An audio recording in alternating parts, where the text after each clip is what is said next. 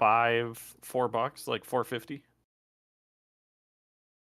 that comparable to what Pernicious Deed is in here in the States? Yeah, it's like $5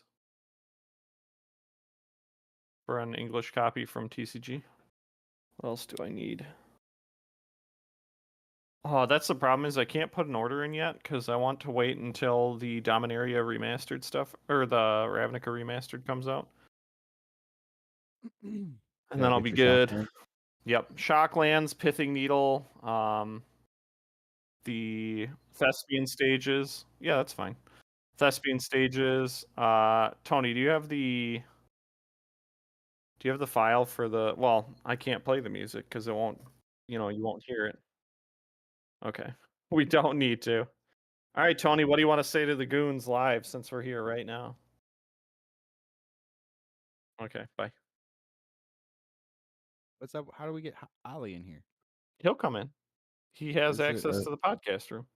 Oh, Yeah, bye. currently signed in as Wendy's. Yep. I'll have a bacon Oop. double stack, please. Probably shouldn't show people my info. People gonna hunt me down. Who the hell are you? Nobody important, that's who. But yeah, Yen's getting crushed. I gotta wait another month for Ravnica Remastered to come out. And then I can go ahead and buy that stuff. But so let's get started. It is 7:30. Ollie will be here in a little while. It's 7:30, my dudes. So welcome to the Paper Player Podcast. My name is Jeff. Well, JB. I'm hosting today because Jeff is out and Tony is also out. And with me today, I have Josh, as per usual. I am here. Hi. It's just us. How does it feel, Yeah. Josh? It feels liberating. I am glad that the two worst players in our podcast aren't here. It feels great that we can finally have like a championship talk today. Smart. And especially when we bring an Ollie in here. I was about to say, joining us, Ollie, who went to Eternal Weekend last weekend and made it into top 16 of Vintage of all things. Which kind of blew me away. Never probably ever play in. Well, I mean, so the problem is you just have to get, obviously you'd have to know somebody for those cards, right? Or he like had a connection with Bazaar. Yeah, he managed to pick up Bazaars from somewhere. Maybe we can bug him about it if he doesn't want to talk about it. He doesn't want to talk about it. But he picked one of the cheaper decks. It just requires 4 Bazaars and everything else in it is considerably compared to the rest of the format dirt cheap. Right. Just nothing. It's like $150 for the rest of the deck. The fact that it plays Hollowed Ones makes me really want to play the deck. I love Hollowed One. But yeah, so obviously you can see we have our normal Paper Player sticker here. Then we got this anime character thing that Tony had drawn up. Because I personally am really, really pumped that we have more anime cards coming out. We'll get into it in a minute. You jump to that quick. Yeah, we'll move on to that. Follow our link trees, like, subscribe on all of our channels. You can find us everywhere that you listen to your podcasts on Spotify, YouTube, here on Facebook. There's also whatever podcast platform you use. Yeah, we're on it. Give us a follow on Instagram, like, subscribe, helps grow the channel. Remember, 500 YouTube followers. And then Jeff's gonna do something stupid. Yeah, he has to play MTG Arena. He has to get a tattoo on his forehead. Yeah, exactly. Of our logo. No. He has to play MTG Arena and go from a starter account, brand new, to Mythic in one sitting. So he's going to do a speed run of that. So hurry up, follow us on YouTube. I want to see him suffer. Like I said, I'll bring him some food, but we'll see. All right, so I want to remind everyone that we will be at MagicCon. If you want to hang out and play EDH. I was about to say, I'm sure we'll be playing EDH trash in the corner. Like, I realize that one of the best things about going to conventions, Magic conventions, is getting drunk and playing garbage formats. So I am all about that. I am currently in the works of getting a hotel room, so I should be good to go to just get wild and stupid. All right. So, show notes. Things we're going to go over. We're going to do our round table first. We're going to do some form of ranking. Apparently, Tony has a nice little list for us. We both kind of took a sneak peek at it, but we'll get into it in a minute. And then we have the Eternal Weekend. That's probably the biggest thing that came out of Magic, other than the spoilers, which we'll talk about towards the end. Eternal Weekend, for those who don't know, is the biggest weekend for the two formats, Vintage and Legacy, in Magic for the year. And that happens in, where is it? Do you remember where it is? I thought it was in Baltimore.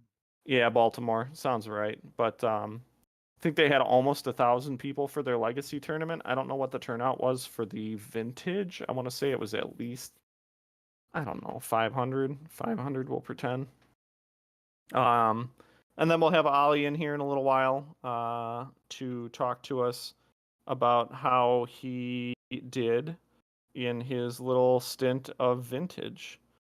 Because he actually did pretty well. I congratulate him, man, but we'll talk about that in a little bit.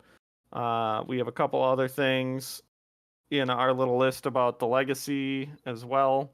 Again, Ollie is very deeply connected with that format, so he'll probably have some better insight than we will, even though that's my main format too. I don't have enough energy or mental capacity to be able to handle it the way he does. And then there was some angle shooting stuff that I'd like to talk about. I missed that. Yeah, it's. I remember you asking. I remember Jeff asking me, Josh, what's that thing that people do when they're cheating? And That was me. That was me. yeah, but I I was. was like doing something else, and Jeff was reading the chat, and he asked me out loud. Oh, he was hanging out with you. Okay. Yeah. Yeah, I could not remember the term angle shooting, and then I was like, oh, I was sitting on the toilet when I was writing that. And I was like, oh wait, I know what Oh, it is. boy. All right, I got this. And then we have some questions for Oliver from Tony, because apparently Tony's the only one who can write questions. And then we will go over a really quick idea of what our end of the year show is going to look like with our categories for our top 8 junk.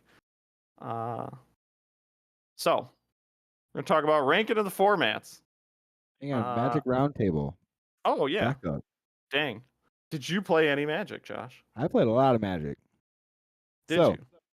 Yeah. Yeah, Let's hear it. on Friday I played in the Mana Vaults Store Championship for Standard.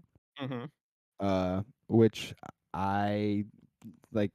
I last minute put together a deck with all the people on the podcast plus Antonio. What deck? And I ended up like getting like blue white soldiers together, and I like remarkably had like a lot of fun playing Standard. I did not expect to have that much fun. Okay. I played blue white soldiers. I was like 3 or so. I was like 4-0 on the die roll. I like always won the die roll, but I was 0-4 game 1 all night long. I never won game 1 all night long. Really? That was like one of the things I have to say about the soldier deck. There we go. Is that this is not the list I was playing. It's close though. It's very close. Couple small changes. I didn't. So what I was about to say is that the biggest fault I had with the deck, all right, so was that I didn't have any removal in the main. Okay. So you didn't have I like had, Make Disappear I or had Wedding, or no, Wedding Announcement isn't Make removal. Disappear is not removal. It's a counterspell. I was playing that. I didn't have any of the Fox or anything else. I guess I had like Eternal Heck is- Wanderer in the main, which is Okay. like kind of removal, but like I like never had a good time game 1, and like out of the sideboard I like went pretty well. Okay. Game 1 I played against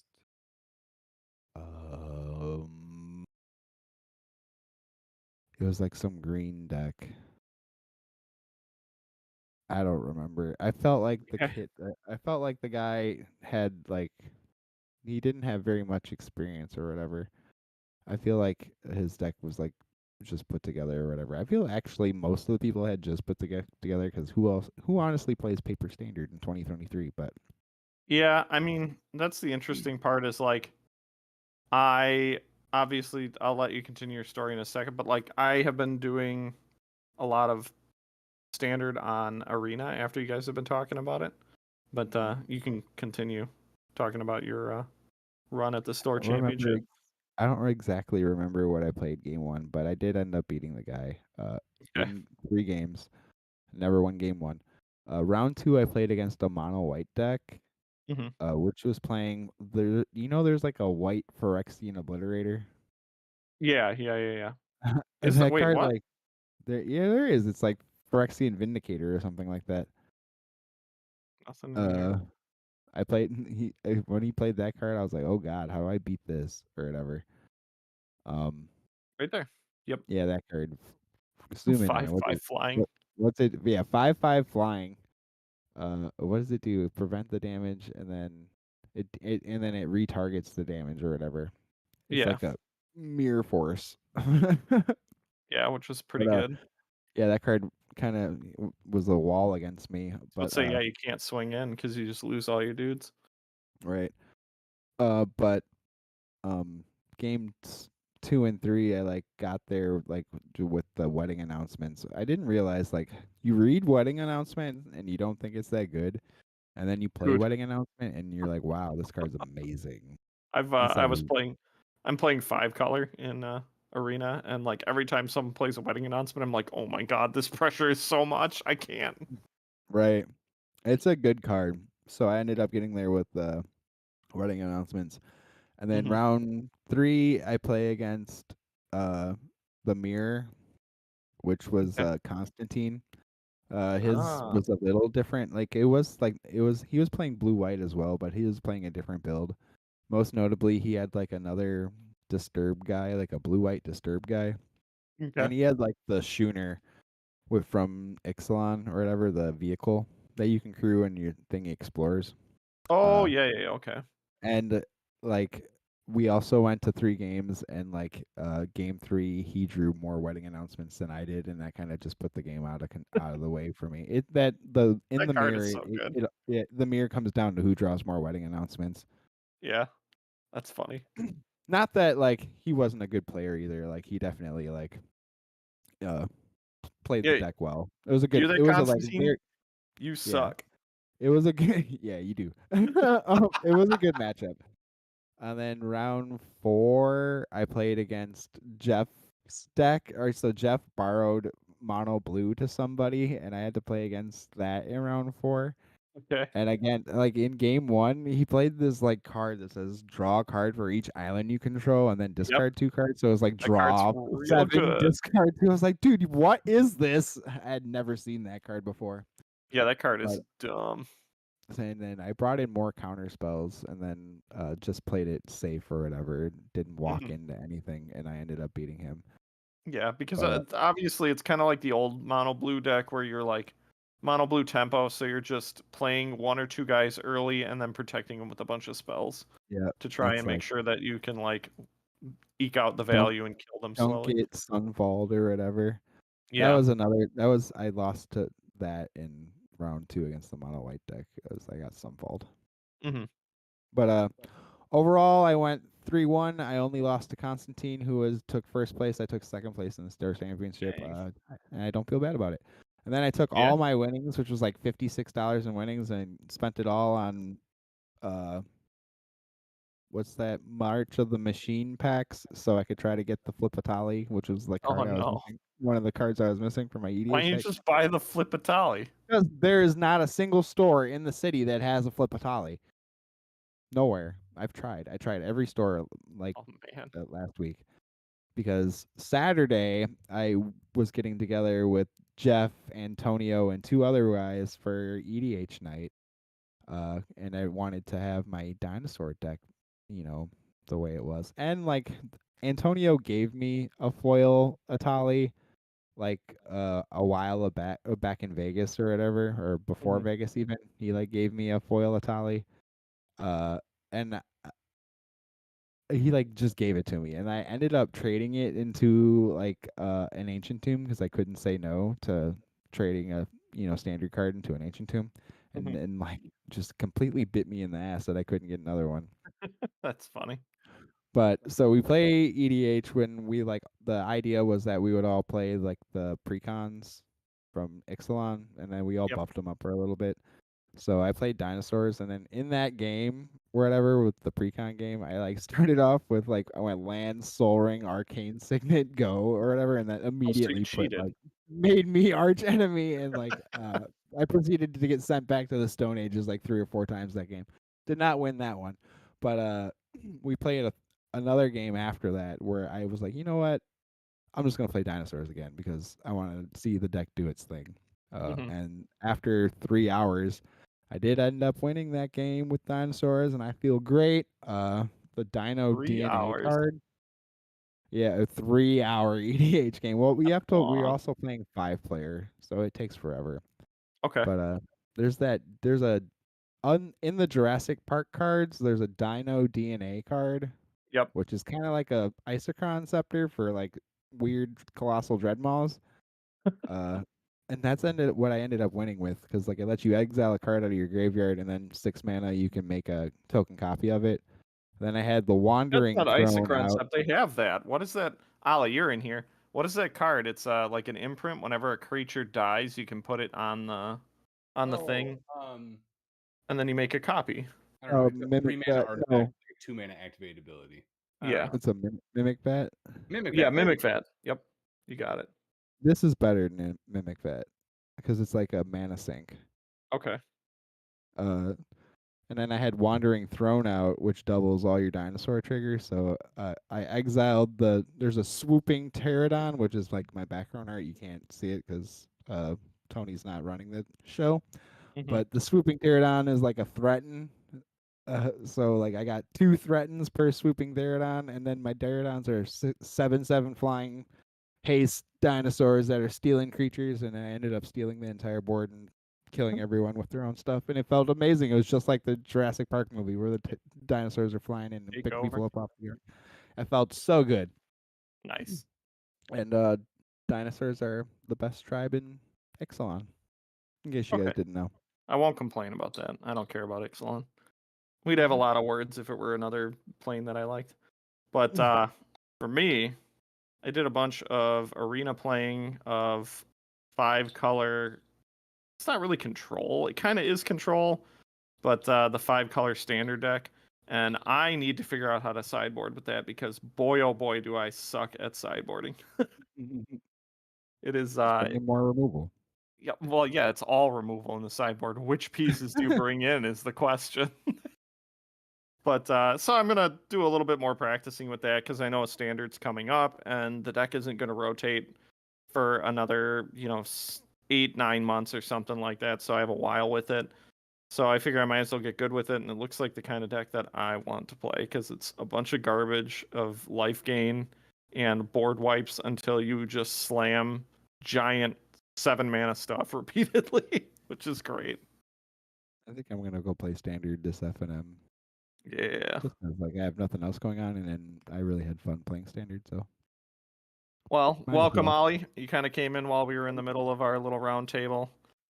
The man of the hour, probably the most important person in the Milwaukee area for Eternal Magic, That is Mr. some massive Teleria cap. Midwest. The biggest cap. No, thank you guys so much for having me on. It's always fun to get to come on and chat with y'all about. Typically, I come on and talk about Legacy, right? But Yeah. I guess we're talking primarily about a different Eternal format. Yeah, For which those is who don't know me- wild. For those who don't know me, I am Oliver Vaguely. I have come on and called myself Ugly Face, and that has kind of permeated into the paper player lore. Yep. I'm primarily known as Talaria Midwest when it comes to like socials or online. But yeah, I went to Eternal Weekend and had a pretty gosh darn good time. Yeah. Pretty Tell us pumped how for you you. got to. Go Tell ahead. us how you got to Eternal Weekend. Like I what decided I drove really you to wanted what go. drove you to want to get to Eternal Weekend this year? Listen, I was so mad last year. So 2022 Eternal Weekend gets announced like 3 weeks before it happens. My wife's family Christmas weekend is scheduled for that same weekend. I can't go. I'm furious. Well, Mhm. I was going to 2023, we got to summer, and my wife's family was planning which weekend it was going to be, and I very firmly stated that it could not be whatever weekend Eternal weekend was going to be, and that we couldn't plan when Christmas would be until Card Titan decided that. And God bless my mother-in-law. She decided to go in on that, and so the second Eternal weekend got announced. I booked my flight, and then Christmas was planned for the following weekend. Nice. Nice. It was always locked in that I was going to be going to this one. Yeah. Um, Flew with a bunch of the Milwaukee guys and just had an absolute great time. It was an incredible experience, all in all, regardless of kind of like the outcomes of the tournaments. Mhm. And I mean, I that's the would whole like point is like you're going to have fun with a bunch of people, and like that's kind of like I'm gonna tell you right now, not the best Magic player, but I like going to big tournaments like that just right. because it's like, all right, let's rally around whoever's doing well, and then we'll all kind of lament in the corner when we get stomped out and like have fun playing, side games or whatever. I've never had a bad time going to like any kind of those conventions or like big tournaments like that. It's always like, regardless, even if I'm playing, like I went to Vegas and like I only played in that one secret lair event and I still had a blast just like seeing all the people and, shooting the shit or whatever. It's like, it's hard to have a bad time unless you want to. Hmm. Yeah, the really special thing about Eternal Weekend for me is, for those who don't know the backstory, Legacy is kind of all that I play for the most part. I dabble in Hmm. other formats. That's not true. I play a lot locally and across the variety of formats. But like Legacy is my bread and butter. Throughout COVID, all I did was play webcam Legacy in a Discord community of about like 2,000 people internationally, and did a lot of like both playing in tournaments and running tournaments in that. And then after COVID, Legacy became like the big thing that I was pushing locally, and it's really Dude, it grown. blew up. Um, It's great. I'm Josh glad you're joke here. that's all because of me. It of course is absolutely not. There's a bunch of people involved with making it, so we were getting to the point where Milwaukee is kind of a Midwest hub for Legacy with monthly proxy friendly win duels and just Dude, like a lot of players. But there that's is so wild to me, man, that we it, have gotten that big. it's crazy. I talk to people in like West Coast cities. Like I have a really good friend who's in San Francisco and try to explain like what's happened in Milwaukee when it comes to Legacy. And he just won't believe that this small little city in the Midwest all of a sudden has like these monthly win duels that people are coming up from Chicago, people are coming down from Green Bay, coming over from Madison. It's awesome. We even have like Right. Minnesota players decide to drive like the 5 hours from the Twin Cities the morning of to come and play. It's awesome. Yeah. But Legacy's it for me. Like it is my community through and through. And so I went to Eternal Weekend. I knew there was a couple of people that I was going to see, some online friends that I had never met in person, but I knew were going to be there. Mhm. Um, but it was it was really jaw dropping how many people I knew and got to meet. Right. Mhm. Um, like I'm really big into signed cards. There were several like notable names within the signed card community who knew who I was, and I knew who they were. We got to like shoot the shit, maybe do some we got to do some really cool signed card trades, and just like I got to shake a lot of hands with a lot of people that I have like online parasocial respect for, I guess you could say. Um, Some good like within that history. signed card community are just like really amazing players who we kind of had like have tangential knowledge of each other. Mhm. But the coolest experience for me was that I had this young woman run up to me and go, "Oh my goodness, are you Oliver V from the MTG Paper Legacy Discord?" And I go, Yeah, who are you?" And she's like, "It's me, it's MB, it's Morgana." Well, Morgana was this like the first year into the pandemic was this Brazilian girl who wanted to learn Legacy, and a couple of us like taught her through the webcam, and like she would like play in our events. She got to the point that she was crushing me regularly, and she was here at this event. She was doing a high school exchange program, and so was up with Canada and came down with a bunch of those local players. And she was like going off about, "Oh, I'm 4-0 right now in Legacy. I'm only playing this format because of you and Prez and a couple of the people with the community." That And feels that was the good. Dude, that's moment that so was like cool. it really hit me in the chest for sure, and was a pretty amazing experience, I have to say. Um, Hmm. we'll get to the formats in general, what they were like, and my Mhm. experience in them, I'm sure. But like the big takeaway was as I'm leaving, I'm like getting on the plane after playing like One Piece and just a bunch of Magic on like airport tables. One I'm like Piece. I'm gonna come back and play. Like I joke very often with a lot of the Gaddock Tigers, which is our like local Milwaukee Legacy group. I'm like, I'm gonna play this game for F and ever. Like I'm gonna do this forever. But leaving the Eternal Weekend was very clear. Like I'm going to come back here every single year, and I'm going to continue playing this game for as long as I can because it Fun, means man. so much to me. It's kind of wild.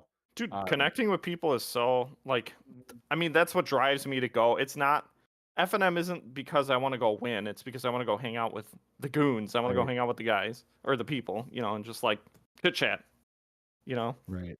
It's like get out of the house. It's like good to interact, even regardless of like who you're interacting with. It's like good to have that. It's healthy. But I don't know. I mean, I can say I'm gonna pump you up a little bit, but I'll say you would definitely put a hell of a push on the legacy community in the Milwaukee area, because I can tell you from the standpoint of a guy who has been playing legacy off and on in Milwaukee for, I don't know, 15 years. There was never a community like this around here for it, and I think you're one of the core pieces of like getting people to come out and like play. So I do thank you for that. I appreciate it. I mean, again, I really think it's cap anytime anyone says anything like that. But Mm-hmm. there was a whole lot of parts and a whole lot of people who actively make a big push to promote this format locally, and it really is incredible. It's fantastic. Yeah, for sure. And that's to shut out some of the stores too, because it's like, man, they take the risk of hosting these tournaments that might not have great turnouts just to try and bolster a community. So we won't go with names on the stores, but like, shout out to you guys for doing all that and putting those events on, because that helps get interest generated for people to want to join this play group. Yeah, we've talked previously. I don't know what 50 episodes ago about like the fate of proxies in Legacy. Mm-hmm. I was very vocal at that time about how I think proxies are the way of the future. And lo and behold, this year, proxy-friendly win-a-duels started happening every month. And Yeah. Right. And they blow up. There's a lot of it's people. pretty fantastic for the format. What can I say? Yep. Right. It's Should we like jump it's into the foolish. actual event as it was, or do you guys have any particular questions before we go in? What was your best pickup in terms of signed cards? I got a second play set of signed Chris Rush Brainstorms. Okay. No, hang on. Besides That can't be cheap. It was overpriced from the vendors, but I kind of didn't care. I like haggled down like a tiny bit, but also I was doing trade-ins anyway, so I feel bad when Right. I'm like haggling down, going like these aren't the price, this is the price, but also I'm doing trade-ins anyway. So I like paid $45 and like traded in some cards. Okay. Value should be roughly. I mean, if you're getting a hookup price, it should be $35 each. $50 each is kind of like a standard price and still considered a good price. This was like they were listing it at like $275, and we talked down a little bit. There was some For the play set, I assume you mean. really cool where they have so many specialty items. It's nuts. Like the amount of like playtest cards and just like vendors actually bring out the sign cards and the weird oddities. But it's also really clear which stores like know their stuff and which stores just have no idea and just like, no, hey, this is a specialty item and let's list it at a random number. Dice City Games out of DC, they are very knowledgeable about signed cards and list very appropriately. There's others that are just like, hey, let's like they're just off the mark by like $200 over, or just like $50, $100 underneath what they should be. So it's kind of the Wild West when it comes to that, but it's I mean, wild. that's the weird part, because you're talking to like dealers who obviously pick these up for not the price that they're worth, right? Because a lot of the times when someone trades that in, because it's a specialty item, a lot of the times they'll undercut them on the cost. Like they'll give you way less than what it's actually worth. So it's like, I don't know. It's weird for dealers. All sign cards are damaged, right? Yep. Yeah. In And the I mean, case like, of, Chris go ahead. Rush's signature, though, I feel like if you're like selling those, you like know, and like you're not gonna go to a place that it's gonna like not give you the value like or whatever. not like every place understand knows it. that they aren't damaged, right? But the fact that you get to, when you're the store, you get to buy it as damaged, right? Yep. Like, And like that's everyone kind of knows the it's an upright that like it is actually just the cost of that card plus the signatures cost. Like you can't be an MTG Finance and not know that at this point. Right. Yep. But whatever, they can buy it at damaged and get it from the players. And I can't lie, I have sold signed cards at damaged prices before, also, just because like I would like to upload this card that's spiked. Yeah, you just don't care anymore. I mean, that's kind of like, I got my altars done, and it's like, if I don't find a buyer for this super niche product, I just know it's going as damaged. Like if I ever do decide to eat it and sell, it just is what it is. But whatever. that's a whole nother ball game. All right. So, what do you? Tony has us starting with Vintage because obviously that was the first format that was played at Eternal Weekend. So obviously you have done well at Vintage. Oh yeah, vintage gamer, I guess. Mm-hmm. I played Bazaar. For the listeners that don't know, Bazaar of Baghdad is a really messed up card in Vintage. It is kind of at a low point in its power level within the format. Typically, these decks have no ways to produce mana, and they are really board centric, right? Tabernacle is a sideboard card in the format, and that's primarily for Bazaar decks. Because Yep. the way that Bazaar decks play is they're just abusing the draw 2, discard 3 to put power into play. Um, and so the really common ways that is interacted with is by having tabernacles. This is also where all the graveyard hate comes in the format. It is always against Bazaar decks primarily. And then also Oath, which is the best deck within the vintage format at this moment. It's been really popularized by folks like I Am Actually Level 1, Justin Gennari, and several other vintage players, that it is kind of the most powerful deck within the format. It represents a really powerful clock in the form of Atraxa, which is amazing at stabilizing. It turns out having vigilance and lifelink and flying means it's really, really difficult to punch through that with creature decks. The creature decks, of course, primarily being the Bazaar decks, and then also Mono White Initiative. And Oath has just kind of taken this forefront of having this really proactive plan, being able to stabilize the board incredibly well, and then also just play as a control deck. Yeah, I was about to say it has really good legs against like PO because you have the option to do what PO already does with stuff like Flusterstorm, Force of Will, because you already have all those cards in there since you're doing kind of the same game plan, but you're just running Oath. It's like Oath plus an Atraxa or two, and that's it. Yeah. That's the only difference.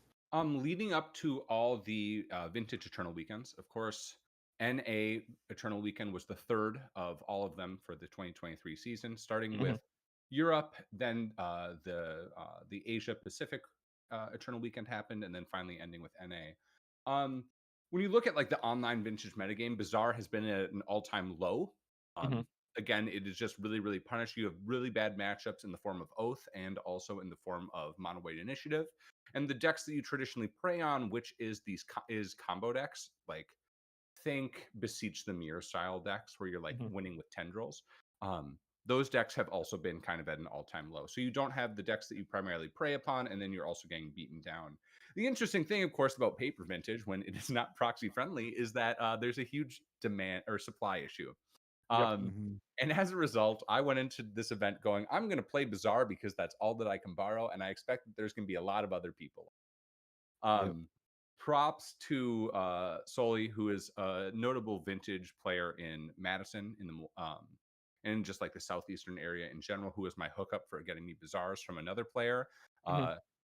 I'm a big believer that being a really positive person and being really polite is super high EV, and this is a really good example of that. Where being a really nice guy and being friendly in a roundabout way got me to having Bazaars for me to play an Eternal Weekend. Just by being a nice, respectable guy, kind of helped me network and get ready for this event. It's like I knew that I was going to be playing by. Bazaar, and for the last couple months, I haven't really been like playing that intently, but I bought all the cards that I needed besides Bazaars. I got proxy Bazaars, and I was playing a little bit on Magic Online and just like playing with friends, getting ready. So I played Hollowvine. The way that deck works is you are playing 8 Squee effects. So Squee the Immortal and Blue Squee, which is called Master of Death. These are effects that at the beginning of your upkeep, they're creatures, and at the beginning of your upkeep, they go from your graveyard into your hand. The really cool thing about these cards is that you discard them to Bazaar and you get them back at the beginning of the next turn, and it makes it so you can tap Bazaar and basically be netting cards. So traditionally, Bazaar is just you losing your hand as you continually activate it because you're drawing 2, discarding 3, and Bazaar and Squeeze get around that and turn it into card advantage. Besides that, you're playing like Hollow Ones, Vengevines, and all the Root Wallows, which are your creatures that you're flooding the boards with. And then you get to play endless force effects. So you get to play like 4 Force of Will, 4 Force of Negation, 4 Force of Vigor main deck, and then some amount of Mind Break traps. So what do you have to pitch to force? It's just basically negations. Master of Death is blue and too. Master. Yeah, and Master. The blue Squee is pretty nuts, it turns out. Having a Squee that you get to like be using for your card advantage engine and then also be using to hold up other forces is awesome. It plays a lot like Delver in a weird way. You have to Okay. mulligan really aggressively, and you need to make sure that you take a hand with Bazaar. One of the upside of me playing this as somebody who doesn't play a lot of Vintage is the mulligan issue is kind of off the table. I'm going to have a hand with a Bazaar, and I'm going to keep it. Yep. Because of this, you're playing the the amazing card, Serum Powder, where I you get wanted to know how hard was it to get into that mental state of serum powder with the new mulligan rules? Oh, it's super easy. I don't know. Is it? You get used to it. The first time I played Paper Vintage, I am on the play and I have we both me and my opponent, we both mull, and then I take a 6 with a serum powder that doesn't have Bazaar, and immediately I'm just yelling, Judge, can you please explain how serum powder works? And of course everyone in the room then knows that I'm on Bazaar, right? Yeah. You're just really aggressively going and finding Bazaar. The deck Mhm. feels really unfair when you get to keep a 7 or a 6 with Bazaar. Traditionally your opponent is expecting you are the Bazaar deck, you should be mulling to 5 or 4 at least, and then you have less resources to play with. But Mhm. it plays a lot like Delver in terms of I am putting a threat into play, and then I'm protecting it and interacting with you with a couple of force effects, either hitting like key pieces on the stack or being able to blow out your opponents with Force of Vigor. Of course, main deck Force of Vigor is great in the format because everyone is playing Moxen. You're traditionally always going to have targets for it. Um, Mhm. and yeah, it's a pretty nutso deck. It's It really really looks like fun. yeah, it did have a decent amount of representation within the field. It was actually my first 2 matchups was going to be that mirror. Where I was just kind of more ready than my opponents. I knew the matchup a lot better. I had 4 ley lines and 3 surgicals. A lot of the lists online and when I was playing online, I wasn't actually even playing Leyline of the Void anymore because the Bizarre Mirror was so rare, just because Mhm. the deck was really not that favored anymore. But the Eternal Weekend room, there's about 400 players, and it was just there were so many Bizarre players there. It had to Well, be on everybody's radar, and it definitely gave me some advantage for sure. I mean, it kind of comes with what we were just talking about a minute ago, where it's very much like, what can I afford to bring to this because it's not proxy friendly? What can I pay for? What can I I've been saying that for scrounge up? years. People play what they have. Yeah, I mean that also happens a bit in Legacy too. You see it every once in a while. It's gotten a little less aggressive, but like I could There's totally see. always an elf player. Yeah, yeah. So explain serum powder for those who don't know, because it's such Uh, a weird card. you, if you have a serum powder in your opener, you can just exile your hand and go ahead and draw that many cards. So it's like it's a free mulligan, but you have a terrible card in your deck. Have you ever mulliganed with the serum powder in hand? No, never. Okay, so you always Run it just back and activate fine. it. If you get really, really low, it's like maybe fine to do it. Or no, you always just do the serum powder thing. The thing is, underneath the London Mulligan, it got a little bit more complicated because Mm-hmm. I am taking my first mulligan. This is my mull to 6, and it has serum powder in it. For me to use the serum powder ability, I have to put 1 card to the bottom, then activate. Then I do the serum powder of I exile those 5 cards, including the serum powder, and then draw. I'm sorry, 6 cards, including the serum powder, and then draw 6 cards. That's the only thing that complicates it anymore. It's cool. It's awesome. Yeah. I mean, I was gonna say, like, does that ever come into play because you put a card that you need to keep on the bottom and then shuffle, but obviously you're not shuffling with this deck ever. You shuffle when you mulligan the next time. That's Yeah, that's about it. that's the Or when you pick up the cards and go to game or 2 when or you get whatever. or when your Bazaar gets Beseju'd and you take the free shuffle button Ah. then. I don't know. So like occasionally it is smart to be like, all right, I should really pick the right card to put on the bottom just to be sure. Yeah, if I'm playing against like a storm deck, I'm going to put the Mindbreak Trap on the bottom, right? Like, and that Yep. just makes it better for future mulligans as well. Yep. So I guess, do you want to go over every game, or would you rather just pick games that stuck out to you? I think that's going to be mostly boring, to be honest. Yeah. I don't know. We can Okay. go really quick. That's fair. Round 1, I played the mirror. My opponent didn't know it as well as I did. Probably they were very, very friendly. I win game 1. Game 2, they mulligan incredibly low, and then I wasteland surgical them, and that's Yep. it. Game 2, I play against another mirror, but they are like a black splash. They, the card Poxwalkers. Yeah. Actually, Tony. At this point, I'm going to call him a guest of the podcast since he's just never here. Yeah. Tony was really big on Poxwalkers when that got printed originally. Poxwalkers is a Warhammer 40k card. I believe it's like when you cast a spell from your graveyard or exile, if Poxwalkers is in the graveyard, you can put it to your hand or you can put it into play. Mhm. And this was Hollowvine deck that wasn't playing blue. It didn't have any blue forces. It was playing Ooh. creep instead and Poxwalkers, because if you activate Bazaar and discard Poxwalkers and a Rootwalla, you can Madness the Rootwalla and then trigger the Poxwalker that way. So it's kind of like a less powerful but also easier to trigger the Vengevine. Okay. It was super cute. My opponent did it turn 1, and I go, "Oh my gosh, that's awesome! Hold on, I just need to double check, judge," and just had and asked the judge to verify that that did indeed work. Okay. It was super cool and awesome. My deck was Mm. better because it had force effects, Yes. and that was the way it went. Round 3, I played against a Super Brew that was like mono black Reanimator in Vintage, which was wild.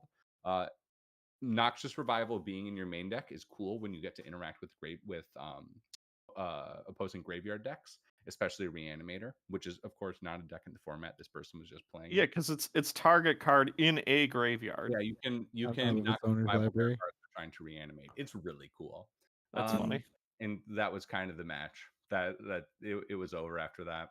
Round 6, we played one of the worst matchups besides Initiative and both, which is Lurrus Control, which is primarily because they are a Saga deck, a Wasteland deck, and a Bowmaster deck. Saga is really Ugh. good in that it presents really big bodies and will go and fetch Pithing Needle, so it slows down your board or contests with your board, Mhm. and then gets a Pithing Needle to shut down the Bazaars. Bowmasters is really good because you're drawing cards and it gets to ping off your board and make infinite blockers fundamentally. And Wasteland is really good because Wasteland's amazing against Bizarre. You get to Yeah. hit Bazaar, right? I got lucky. Opponent was really great. It was awesome. It was a super long grind. We got there. I played Oath of Druids. Nothing really notable. I had points of interaction that I needed, and it's over. I don't know. Like again, Yeah. this format is so hard to talk about because it's like I activate Bazaar and I see that I can ditch this Squee and hold up Force of Vigor and Force of Will, and then we just like go for these lines. We continue on for a little bit. I play against Beseech combo. Looking at my results, like the vast majority of these games are 2-0s with like a single 2-1 that happens. Um, I play into the Beseech deck. It's a super easy deck for me. This is my first of my deck checks. Okay. My opponent has a marked card. They get nothing besides a warning, which felt a little weird. Didn't appeal because I'm not going to be that jerk who tries to get my opponent to lose a game, but I just didn't realize that was policy. And then I 2-0'd after that. What was the mark card? Was it I think egregious? it was like a sleeve that like wore too much, and it was like a piece of power or something. My opponent was telling me, I don't know. It doesn't matter. My opponent was a nice guy. Mhm. Number 7, actually, this is really cool. So for those who don't know, Eternal Weekend historically had a prize for Vintage that it was like a couple $100, typically about $500, for the highest placing deck that has no power or bazaars or workshops. This was something that they did not announce doing in 2023, but the Eternal community on Twitter kind of took issue with this, and Card Titan took notice, and they decided that they were going to actually go ahead and have it again. So my 7th round opponent was Haha Toast, which is I guess you could call him a shit poster on Twitter. He's like pseudo, micro, nano, internet famous. Okay.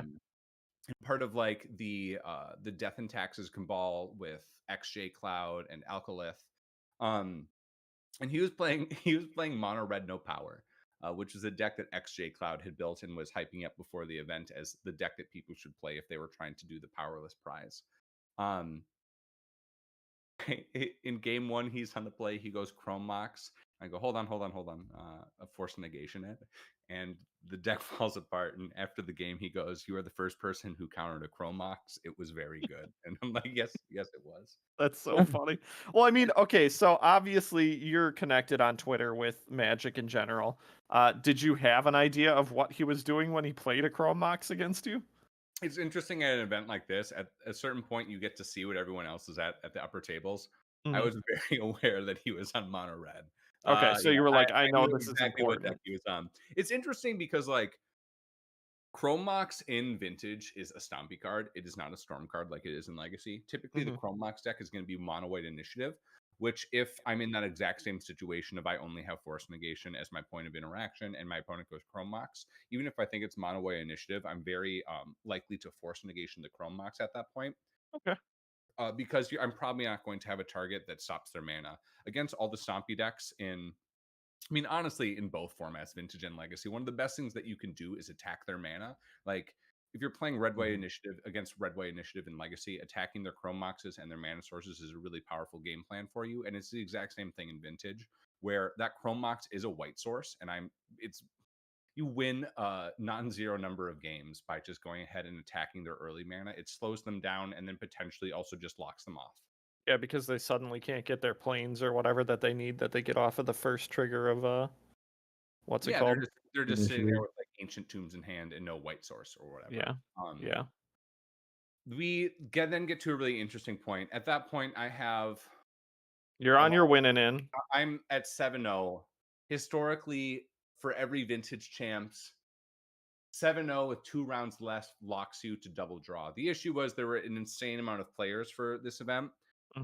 So I'm 7-0. Everyone around me, I like my friends who are with me are like clapping me on the back. Random people who I've just like been talking to throughout the event are like clapping me on the back when like, you did it, you did it, you did it. And we get the results. I'm up against Bosch and Roll. We are 3 of the only XOs.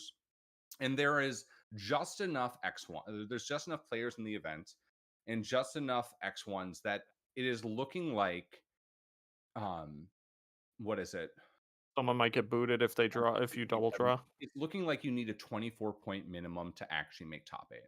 So, of course, we are at 21 points because we are 7-0 with 3 points for each win. A double draw would be getting us to 23 points, right? So we would lose to every single X1 in contention.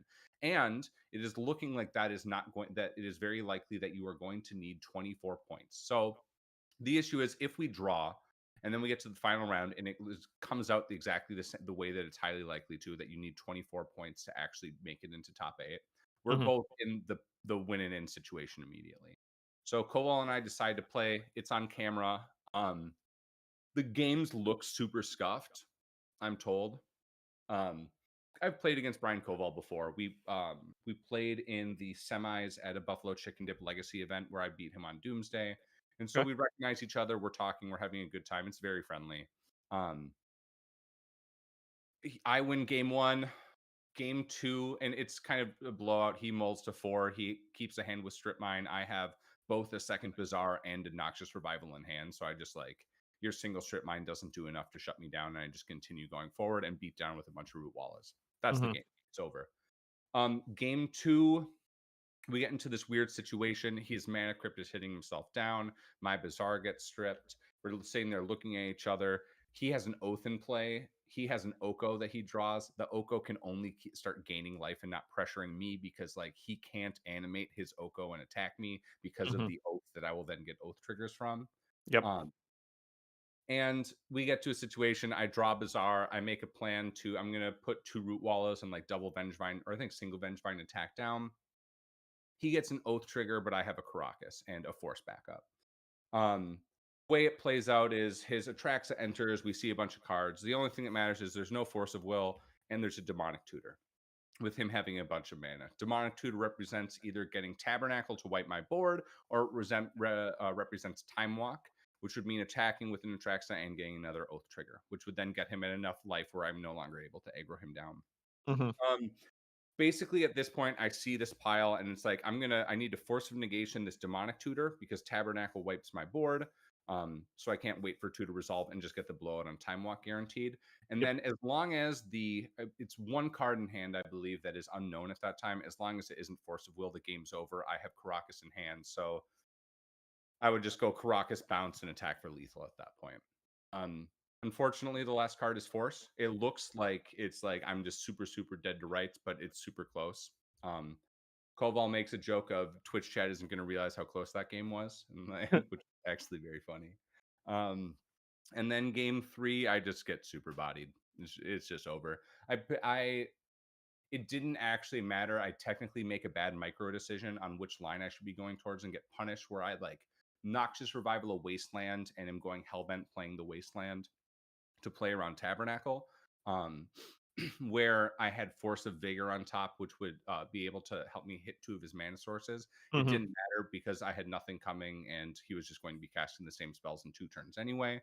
Yep. But we lose.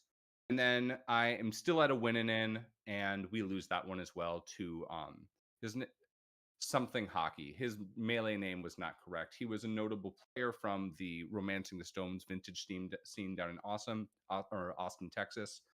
Okay. He was a really amazing guy. It was a super jovial match, like 30 people around us watching. And it was just a lot of us joking around and bantering. We have a really similar situation where in game 3, he mulls to 5. I'm keeping a 7. I have Force of Will and Force of Vigors in hand. I activate my Bazaar. I don't hit the card for Force of Will or a Mind Break, or I don't hit the blue card to pitch or a Misdirection or a Mind Break trap. Oof. And then he goes turn 1 ring with nothing else to back it up, and ends up winning the game by like chaining a couple of rings fundamentally. And Mhm. so at that point we're out, and Ooh. there was feels, you know what I mean. My goal for 2023 was very much that I wanted to lean in on the it's high EV to be a nice person philosophy, Hmm. where I really want to focus on making sure when I'm playing against opponents, excuse me, when I'm playing against You're good. opponents that I try to make sure they're having as positive an experience as possible and that I'm really friendly. And this was a really good example of being able to follow through on that goal, right? We're shaking his hand, I'm saying, congratulations, man. You really earned it. It was fantastic to play against you. Like, major, major congratulations. Kind of celebrating my opponent's victory. And Mhm. then I get up and I leave, and I'm like, oh, it all hits me. And I'm like, oh, I feel like absolute shit, right? You're like, Like, God, we were God so damn it. close to that mental misstep. We were so close to this amazing capstone that I could have in my Magic career. And we just kind of whiffed on it, right? You only Yeah. get so many shots for like the things line up and like Well, yeah, I'm because like even going into the event or going into the winning ends, but even like people who play really really well and have like many notable achievements, they play a ton of tournaments, and like there are many tournaments where the cards just don't line up because it is what it Right. is, right? So it's like you You need only ever hear about the good stuff. well, it's you need to be playing well plus have some luck on your side. So that's why I was like just agreeing with your statement of like, there's only so many shots. But like again, you go to a lot of tournaments, you have a lot of opportunities. So I'm sure you'll be in that same seat again. well, yeah, and Hopefully on the other side. I get to be really proud, right? Top Mhm. 16ing Eternal Weekend event is a really fantastic accomplishment, but In a at the format same, that you is not like your mainstay. yeah, at the same time, it's one of those things where when I have friends that congratulate me, I tell them not to, please, because I don't know. I Um, get you. it feels like a failure while a success at the same time. You know what I mean? Don't Um, ever call yourself a failure, though. yeah. We were very close. We'll take more shots. I'm Mhm. really happy with like how far we got there, but I was Mhm. joking before the event, like I'm not gonna drop. I'm gonna be 07 in vintage, and I'm going to just continue playing because I never get to play this format. Mhm. But being that close definitely had some sting, right? I think the Mhm. big takeaway though, right, is it's okay to have like emotional reactions to things. It's okay to be in your feelings. Mhm. But the thing that I'm really proud of is that while I was in my feelings at a later point, right, like down about like not having been able to convert, that negativity was never something that was directed towards my opponent. You know what I Yep. mean? Yep. Next day, I'm running into hockey, or 2 days later, I'm running into hockey, and we're like talking about the match. And he's like saying how much fun the match was and like thanking me for being such a great opponent and that it was like this really great jovial experience despite how high stakes it was. Mhm. It was like it was okay for me to feel bad, but I still was able to like have those negative feelings and still make sure that my opponent didn't have a negative effect, or it didn't have a negative effect on my Mhm. opponent, if you get what I mean. Yep, I do. Don't ever put someone down. Well, I think it's also just like Ali was saying, like you can get up from the table and smile, and then when you go and do your own thing, you can talk about your bad beats with your friends or whatever. The whole point is that when you're sitting down in front of an opponent, you shouldn't be having body language or verbal language that's very like negative towards the situation. Right. Your opponent is still a person. Mhm. It turns out they're still a person. That is absolutely. I mean, major shout out to JB. Like JB is one of the people locally that I think exemplifies this the most. Where like there is never any bad beats for JB. And actually, we were talking about this like post in RC that we were playing in the finals. We're like Mhm. JB just never tilts, and that's something that I aspire to. You know what I mean? It's something that I do not always succeed with. We're like, especially when I'm playing against friends, like for stuff that matters, and like I can absolutely tilt. Mhm. But I try to be really conscious of it, and especially when I'm like with other people who are not my friends, it's just this conscious effort that we always need to be putting forward. Yep, for sure. And it just makes the game better in general for like sitting down and playing. Yeah, You know. in absolutely. like in a time in this current state of Legacy where it's like kind of price cap to get into, like you need all the like positive support you can to keep people in the game and not like gatekeep people and shoo people away from the format. Yep. All right. So we got a couple of questions that Tony wanted me to ask for him. I'll be his surrogate for these. Does Hollowvine feel like a Yu-Gi-Oh deck? And I think what he means by that is in Yu-Gi-Oh, a lot of the times they have very much like turn one combo wins where it's like I'm going to play a bunch of stuff and then pray that my opponent doesn't have interaction and then win. I wish that you hadn't had described what that question was actually asking, because my response was going to be, I don't know, I don't play terrible games. Fair. Um, the the the thing about vintage and the way that I describe it to people is it's a horrible, amazing format. Like the running joke is always that you can get vintaged at any time, which is just losing on turn one, having crazy blowouts happen, Mhm. your bizarre opponent activating bizarre, drawing the insane 3 cards, discarding 2 root wallas and avenge vine and attacking you for 4, right? Like the vintage is such high variance and there's so much power level that you can just die at any single point or get blown out at any single point. And if you have weak mentals, and by that I mean specifically, if you get really, really frustrated by variance swings, vintage is not the format for you. I don't That makes believe. sense. I also say this as a vintage novice, right? Someone who's only been playing it for 6 months or so. But Well, I mean, I've felt that because obviously we have a couple of people in our little Tiger group that have proxy decks. Shout out to Scott. Where it's just like the games that I play, I keep a hand where I'm like, okay, this has some interaction. I can do some things, and my opponent's just like, I'm gonna do like 40 things, and you don't have the right answer at the right time, so you lose. And I'm like, yeah, I guess you got me. I guess we'll go to the next one. yeah, so yes, no answer. Yes, Hollowline Yes. feels like a Yu-Gi-Oh deck, and the entire format kind of does as well. Yep, that's fair.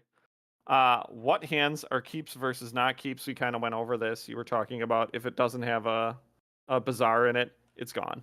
If it, yeah, like there's some variations where like if I'm in a bizarre mirror and I have Leyline of the Void, Wasteland, Wasteland, Wasteland, I don't know. Like maybe you can keep these like in surgical or here, like I have Wasteland, Wasteland, 4 surgicals in the bizarre mirror. Like, can you keep that? Maybe. I don't know. Like I'm pretty sure you can. I've heard so many stories. I even just at Eternal Weekend of people saying that they kept these hands and they were good, and I'm sure they maybe are, but I You didn't see them, outside so of you don't have the extreme cases, experience. do you have Bizarre? No, then Mulligan. Do you Yeah, have Bizarre? Yes, then keep. I don't know. yeah, You that's you fair. eliminate that part of the game. Yeah. If you had access to power, would you change your deck? Yes, I would have played Oath 100%. Okay. Is What that does your Oath goal for require? 2024? Oath requires like everything. Is it the full Recall, gambit? Time Walk, uh 4 Moxen, if not 3. Hold on, let me check. I believe it's 4 Moxen. Let's say what? What's You your don't goal play for the this white year one? to get your power? 1, 2, 3, 4. I'm sorry, 5. I'm sorry, all 5 Moxen and Okay. Black Lotus. Oh, all right. So you just need it all. Yeah, literally everything. Oath This is your great. year to get the set of power? I have no I was gonna desire say to pick what? power. No. Right. So what makes you want to play that deck instead? I am a Spike, and I like playing good decks, and Oath is an incredibly good deck. I got really lucky with like matchups along the way. I never ran into Initiative. I only ran into Oath twice. One time I was able to beat Oath because they kind of like Humbled. they mulled and were keeping bad hands.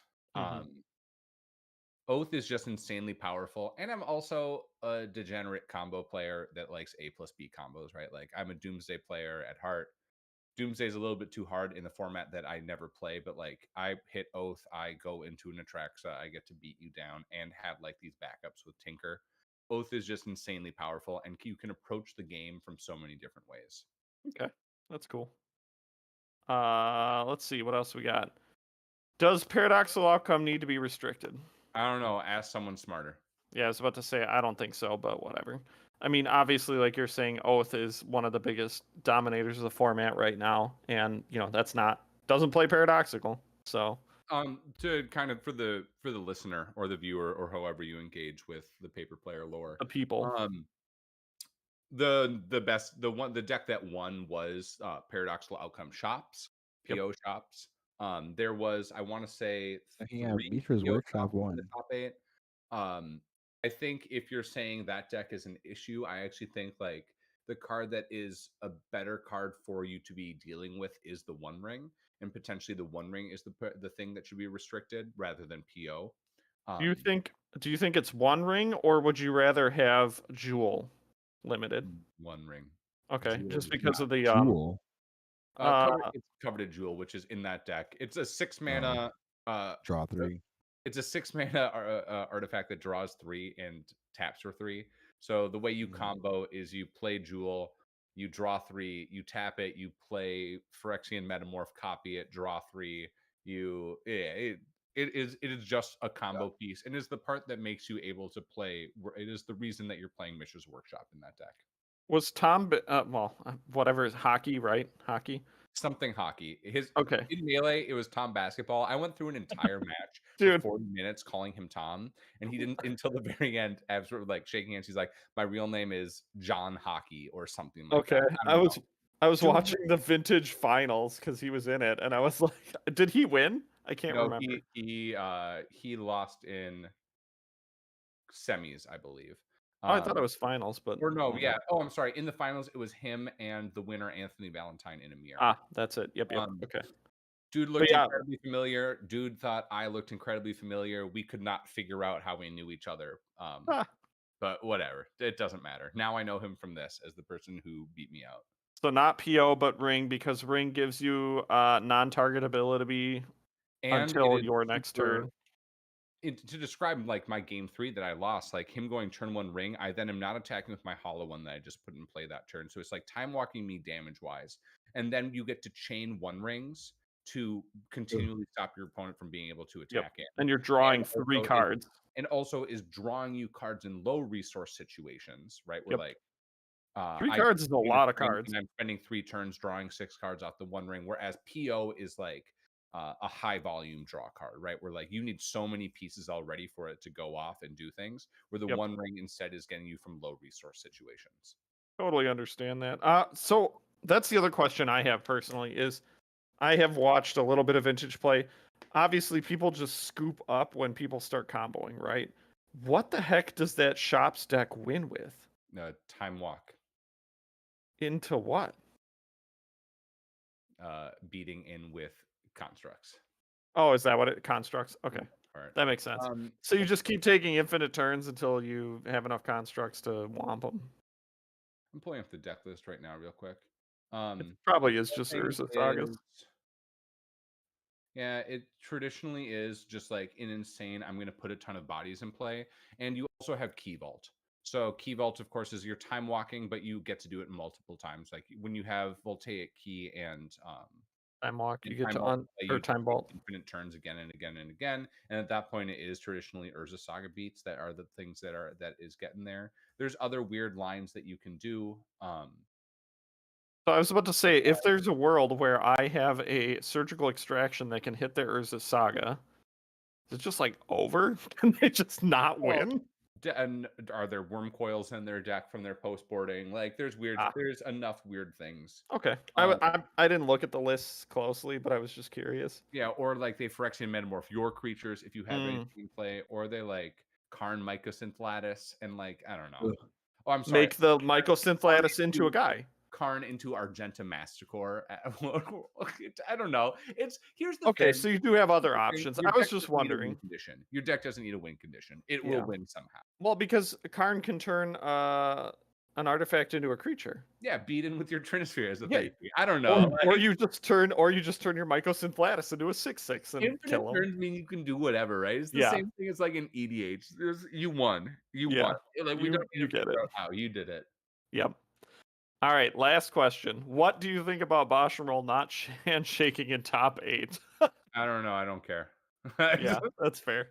Bosch That Brian was like Koval has always been really, really great to me. And every time that we have played, I have interacted with him having horrible variance and losing to me in like high stakes situation, and I have interacted with him winning in a massive blowout against me, right? Like which just happened at this EW, and in both times he was honestly a really great guy. Cordial. Like we were both very friendly and chatting after the match and whatever. I also think that of course I'm going to think that because like I'm trying consciously to be a really nice and good person, so it's also very easy for opponents to be nice and good people at that point. Mhm. I don't know. I didn't even know he didn't shake someone's hand. Right.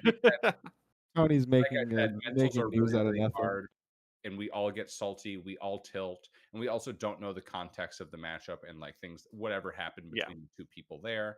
But It's Tony. Tony's asking questions because he likes drama. I don't He's know. trying I to will draw say I clicks, fist bumped yeah. every single opponent before and after every single match. So clearly, I am a great guy, right? Clearly, I have a stainless record. Oh, toot your own horn. Yeah, right. See, when I sit down to play somebody, I just slam my fist on the table really hard. It just asserts dominance, you know? I just let them know what's up. But for Legacy, you took Boros Initiative. Tony managed to pull up your info as he wanted to. I think he just wanted to flex on you and say some nasty stuff here. I'll just pretend like I'm Tony. Terrible job. You got destroyed. You got stomped. What'd you do? Why'd you do that? 3-2 drop, please get out of Mhm. here. When's the last time Tony played Magic at like not an FNM level again? I Can we know. talk about It's that? funny because he calls himself the FNM final boss because he Oh my usually God, wins don't our even FNMs. yeah, like, don't get me started. So for the case the viewer also doesn't know the paper player lore, I listen to every single podcast that these guys do. Yeah, Wow. Ollie's don't our believe number you. one I fan. think I'm super fan, which probably isn't a good thing. Also, a friendly reminder to the audience: if you have a friend who's making content, you don't need to watch it, you don't need to listen to it. Just press play and set your phone down and do something else, or like Yes. whatever. Give Just us that view count, give baby. them Or- the analytics. Give the homies your analytics. Because we actually check that. We look that up. We check it out Yeah, like you every see it, month. they We see- get the feedback. We look I don't at it. do it because you guys can see. We do it for the support, right? And because also I'm an egomaniac and I like to hear when Jeff says my name after we play and I beat him. Yes. I will listen to the next week just so I can hear him say it on the podcast. That's so funny. But typically the way that it goes is I will listen to the podcast until there is something to tilt me off the face of the planet, and then I will then sit it down and like let it run afterwards. Don't get me started about the time that Tony brought up a bunch of screenshots of him doing well at an FNM and was calling himself Legacy End Boss or whatever.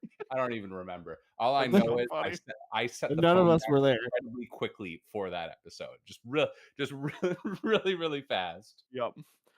So, did you like playing Boros Initiative? I know you've been kind of repping it for a while locally, and that's what you took to Eternal Weekend with you.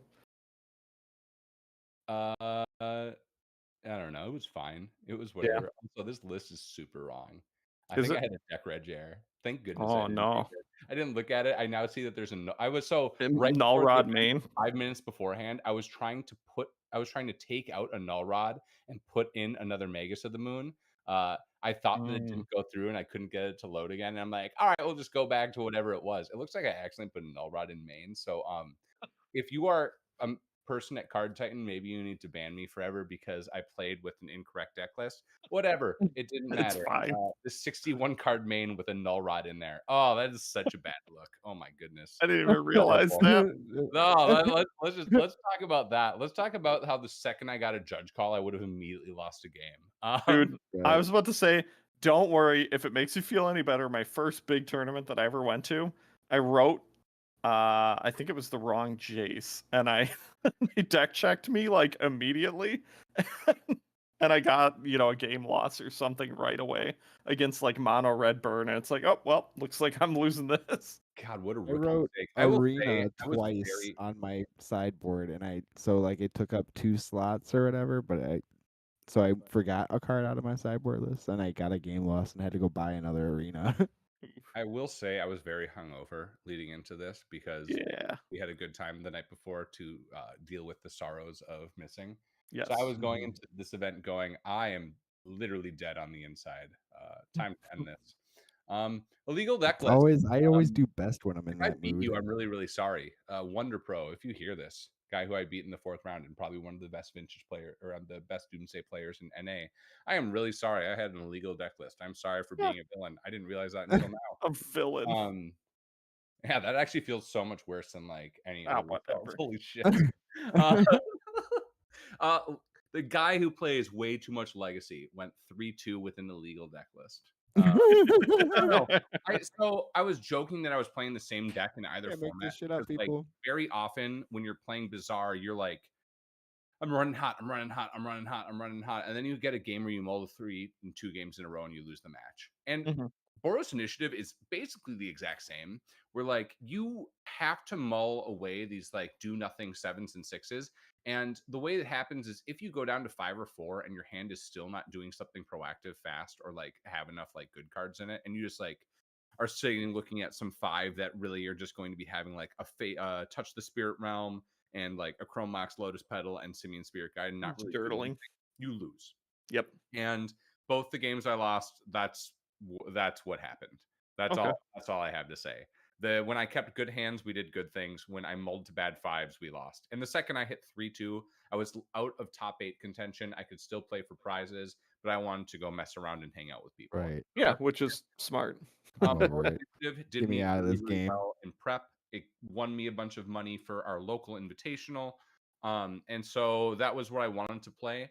I thought that I had the possibility of playing Depths, which is a deck that I am far better at, but also is a lot more mentally draining. And Mhm. I felt that after playing Vintage for so long on the previous day, I wanted to set myself up to have kind of simpler matches and with not as many intricate decisions that I could like massively blow myself out on. And so Mhm. I basically chose Red White Initiative because of endurance issues over a long 11 round event and to kind of maximize on what I felt I could reasonably ask myself to do as a 30-year-old man who doesn't play many long days of Magic anymore. And Yep. so that's ultimately why I chose it. Would I choose it again? Probably, to be totally honest, under those exact same situations. Do I wish that I could have been like I chose Depths instead or had put in like 2 months of Doomsday prep and played that instead? Maybe. Like I was like, I will say after I like dropped from the event, I'm like, I wish I had just played Depths. But I Mhm. think the logic behind my choice was a really, really sound one. And I don't think that was a misstep whatsoever. Dude, running hot in long tournaments like that is so mentally like tiring. It's also just It such a is, necessary. dude.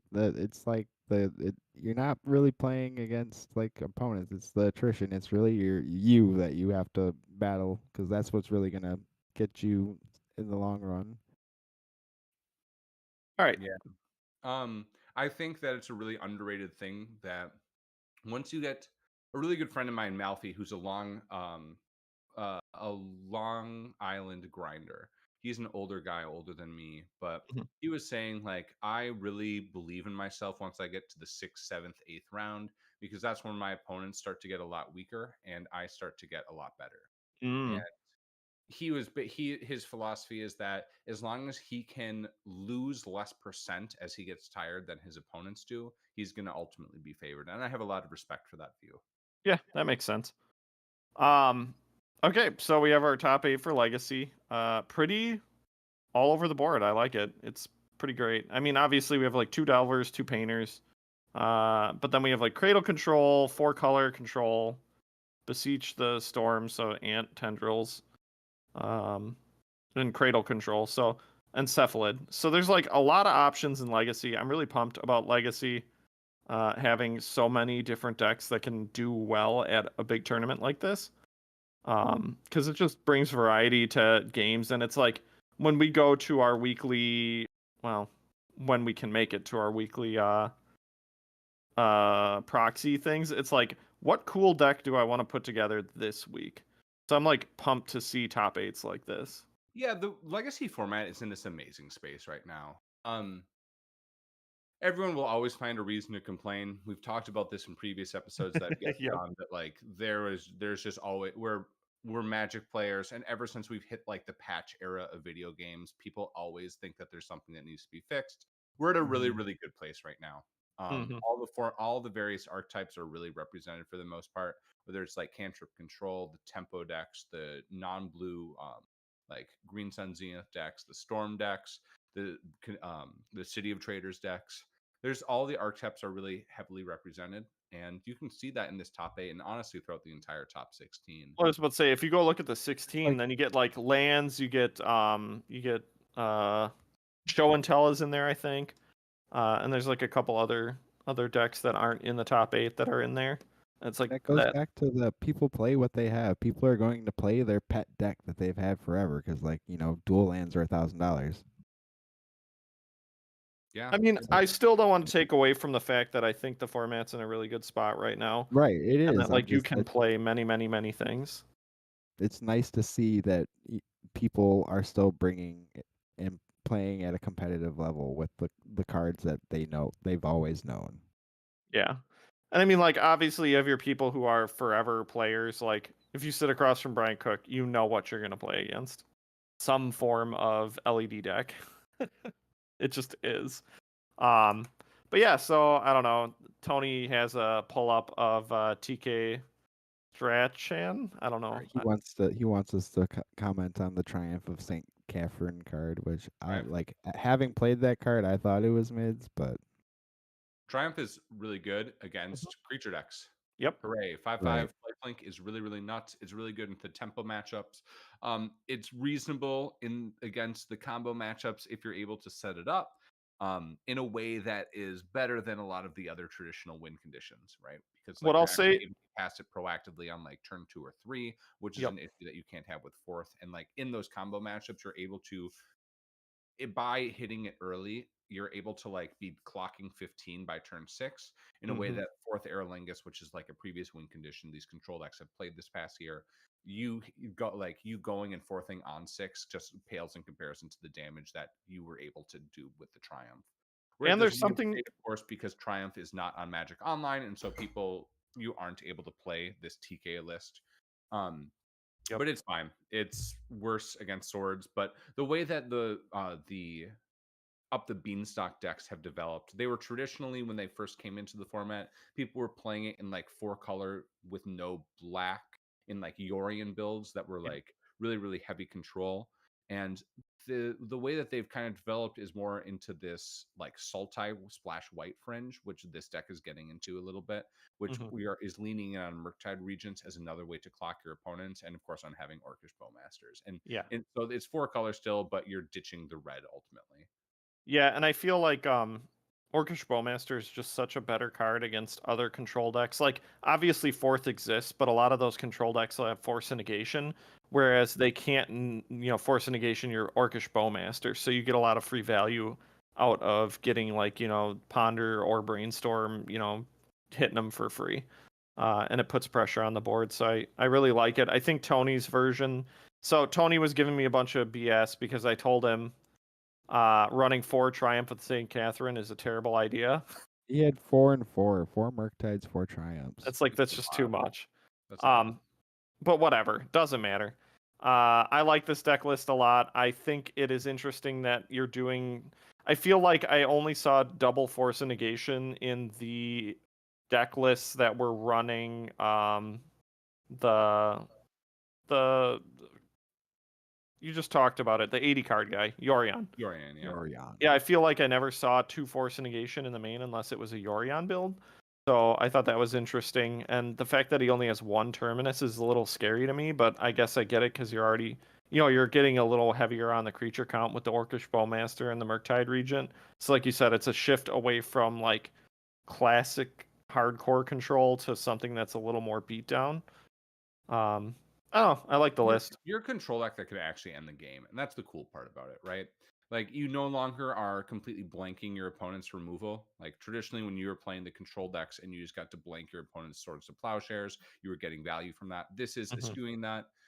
For you to be playing the Orcish Bowmasters, which is great in every single blue mirror, whether you are against Tempo or other control decks. But then it's Yep. also just making it so you can actually win the game against your opponents. And it's awesome. Of note, TK like hadn't played any competitive Legacy since like the beginning of 2022 or something. So this is really cool. Like, He was also Wow. just a really fun guy on camera. yeah, That's he what I'm just gonna comes say. back Like, it and was like wins great. the weekend. It's super, super sick. Also, congrats to his finals opponent, Jay Wachowski. He was the Eternal Weekend winner last year, so he was like, and like Wow. he was potentially about to like win 2 Eternal Weekends in a row, which is absolutely nuts. Jay is super awesome. I met him at CubeCon this last year. We have a mutual that's like a local for him in the Virginia DC area, and so we got to like talk about him and kind of build this connection. And Jay and I were checking up on each other throughout the weekend on both of our runs. Mhm. Really, really great guy. Also, big congrats to Nick Ferrio. I know him as KGB. He is one of the members of my Paper Legacy Discord community. Really, really great guy. Got to meet him in person and be next to him as he Yeah. Cheer as him he on. breakered into the 8th seed and like the That's just fun. screamed enjoy, big hugs, big pats, and then like telling him you need to go walk circles around this convention hall and drink water because you're shaking right now. Yeah, you need Um, to burn it off a little. yeah, big congrats to him, and then also to Mr. Fringe, who's another old member of the Discord that I play in, who was the 2nd seed on Painter as well. It was a really amazing experience. You got to see those guys make it and convert into top 8. Dude, there was a game I was watching. I think it was Wyatt. You know, the guy in 3rd, 4th, whatever. The breakfast player. Yeah, I swear to God, there was a game he was playing where his opponent had an endurance in hand, and he could cast it, and he had the opportunity to do it, and he just let him resolve like one of the combos, and I'm like, dude, you could have beat him right there. He couldn't have brought back his guy if you would have just cast your endurance. He had no answers. Why didn't you do that? And he just like lost for fun on camera. I was like, what is this? What is happening? Please. I didn't actually watch any of the coverage, so I don't know. Well, yeah, because I you're don't know. there. Why The would other you? thing is, it's really easy to be like the armchair player, Yeah. like watching these matches with no stakes, being super and Analyzing every move and analyzing being it like, and well, seeing why didn't you think mistakes. about But the this? truth of the matter is, like, after you're playing for like 9 rounds on day 1, for instance, in my winning in, like, there was like 3 big mistakes that I potentially made in my winning in vintage. And like after the event, I had people pointing out to me, and I'm like, yeah, but like I'm gonna be super straight. I'm exhausted. Like, Yeah. I'm done. And like, were there these misplays? Yes. Did my opponent misplay at multiple points? Yes. Like, the fatigue absolutely sets in, and also on like the what you're playing around about part of it, right? Where Mm-hmm. I don't know. It's really easy to be in Twitch chat and just Be call like, objectively hey, bad when what are not you doing? text. Yeah, for sure. I feel that. It was just fun. I don't know. I like watching and being like, hey, what's this guy doing? What's he doing? But all right. So I don't know what this is. It's just the generic breakdown of who won what, who came in first, where, with what. Obviously, Beanstalk is a pretty big contender nowadays in Legacy, which is great. But you know, you still have a lot of variety in the top 8s, which is great. It's sweet. Here's a breakdown of all the decks that were played and their percentages. We're not really going to go through this because I don't think it's a very great. It just kind of shows you that the picture is pretty varied, which is good. Hold on one second. Yeah. Oh, you Other have something moment to of say. this is why you need to listen to your friends' content and watch your friends' content, is so you can point out issues and like Yeah, give feedback. I'm listening. One note is, if you are listening to this in podcast form, I am so sorry that multiple times they were just talking about things on screen and just saying, yeah, this thing. Yeah. All right, we're looking at a Isn't it breakdown. horrible? Isn't it horrible? You should probably DM them on Discord and let them know that Yes, you really yell at appreciate us. they Let us read know. things off or said what they were talking about. Yes. Anyway, let's keep moving on. Right. Yeah, doesn't matter. Beanstalk at 20%, Delver at 15%. Yeah, I'm not No, going to read it don't out. off, actually. I'm not going to read it out. Tony then has a set of the top 10 spells and the top 10 creatures. I don't care enough to go through it because I don't think anything needs No to be banned. surprise, Force Will, Brainstorm, Ponder days are the blue half of the format, and then the creatures Bowmaster at it being the number one creature is like kind of like the shocker to no one's surprise, I guess. Like everyone knows the card's good, but it's kind of scary to see how explosive that card has gone. It's like 36, almost 37% of The, decks have a the really cool Bowmaster in them. thing about this list, some of the notable takeaways for the listener is Reanimate's on here on the spell side, and then on the Mhm. creature side, there are multiple black cards, Yep, namely Grief. Troll, Grief, and Bowmasters.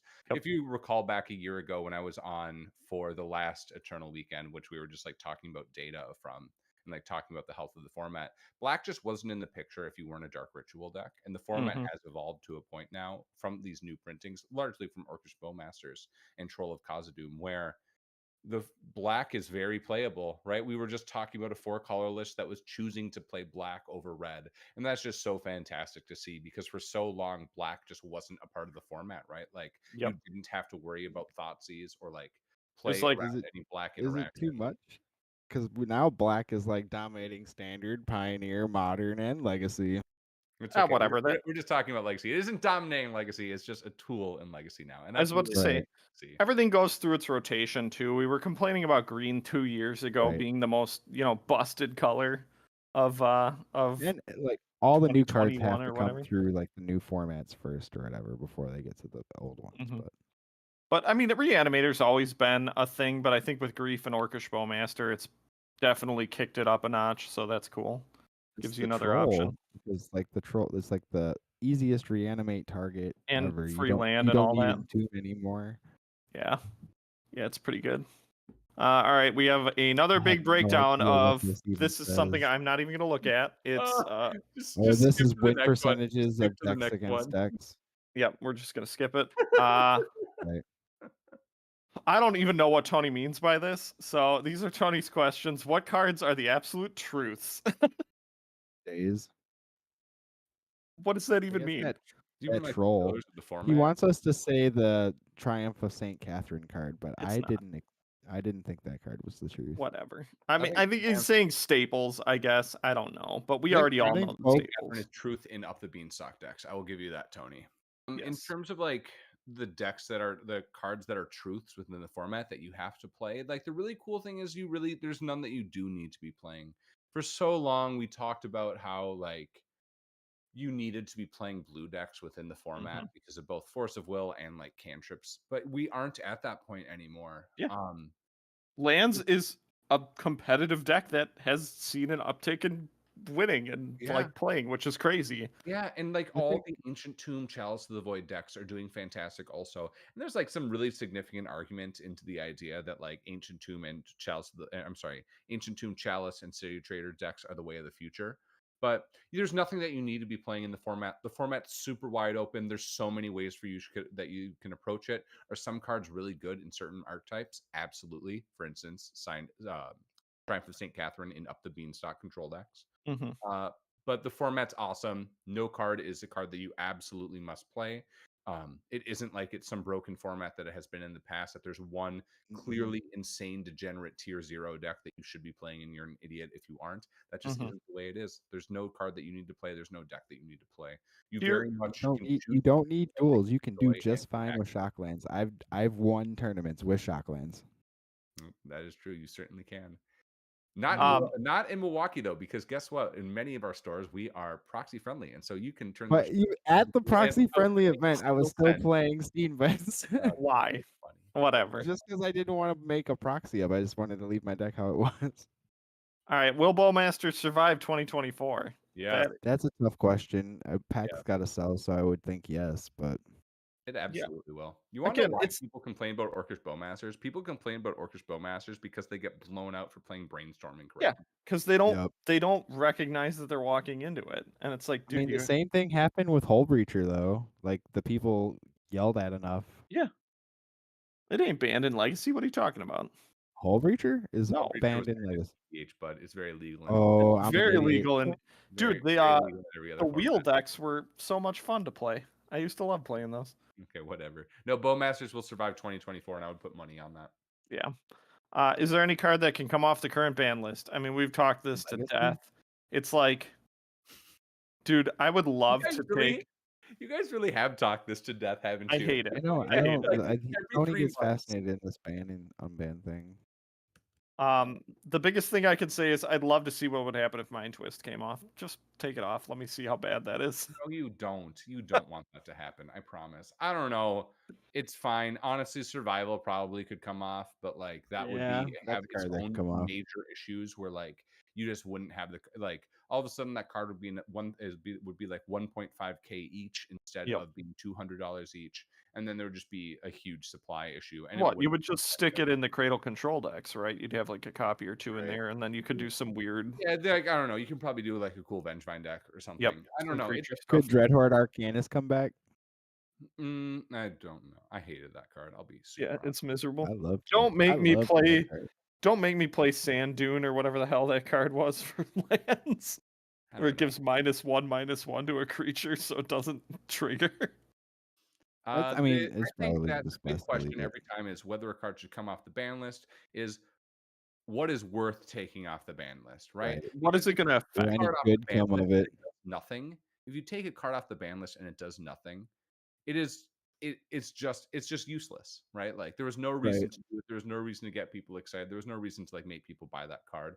Like it needs to unban a card. It needs to it needs to be at this perfect Goldilocks zone of playability where it Mhm. not oppressive, but is just enough to like actually impact the format. And if it's anything else, if it's like too powerful, it's a horrible mistake.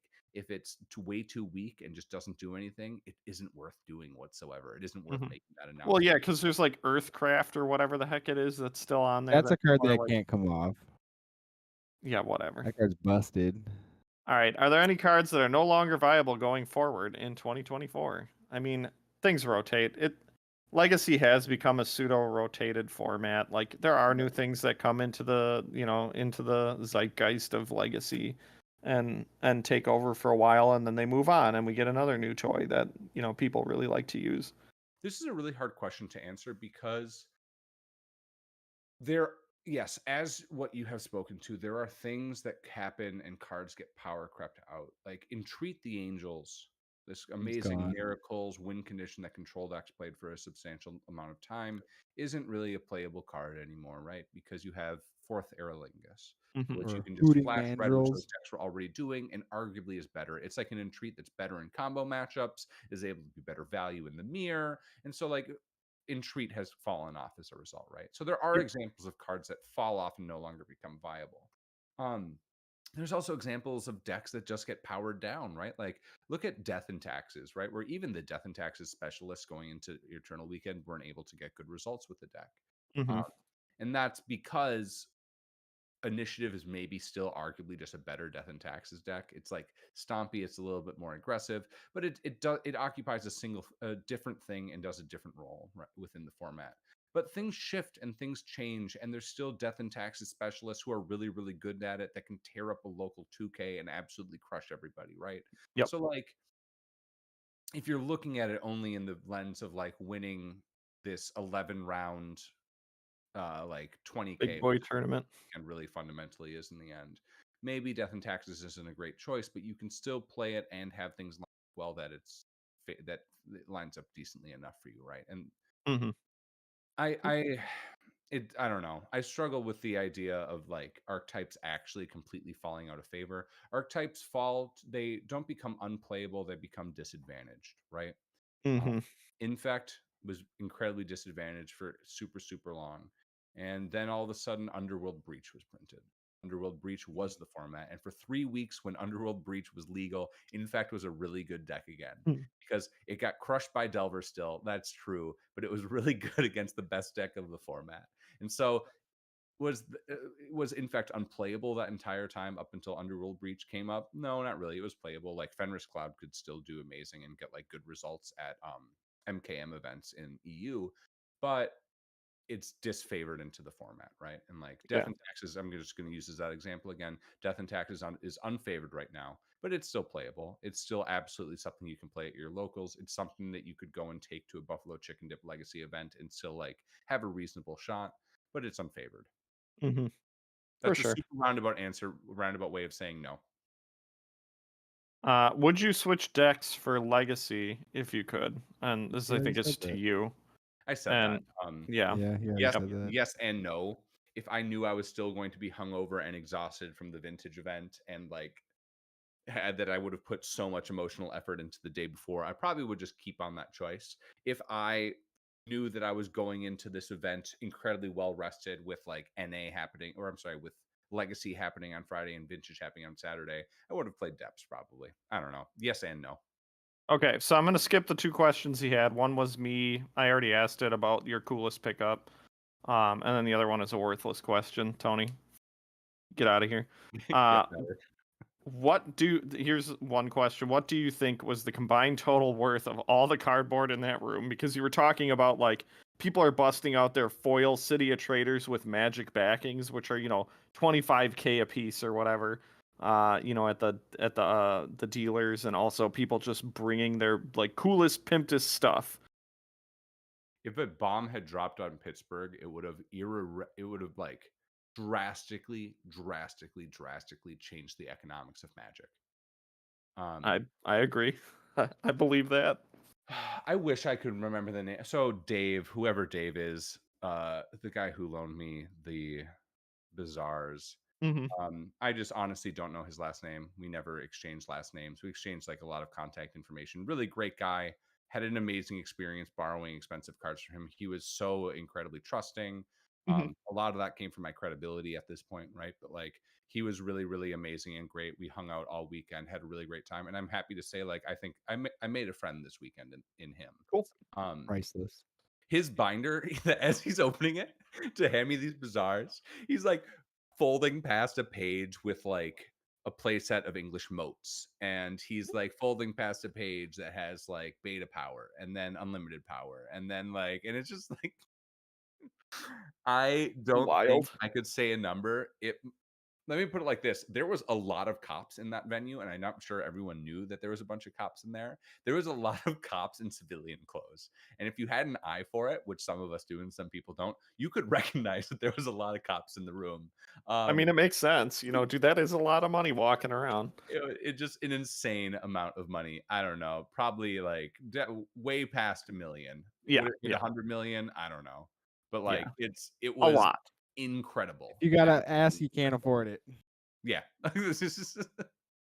And like that's the crazy part is I really want to go to Eternal Weekend next year because it's just fun to see all of that stuff. Like, and having gone to Gen Con, the last 2 years or whatever, and like kind of walking around the trade floor for a little bit, it's like you'd run into one or two people that would have the kind of binder that you're talking about. But like the idea that like there are tons of those guys there because this is their weekend is like mind blowing to me. Just like I would be in awe of just like, oh, that's cool. Guy walked by with $100,000 in his.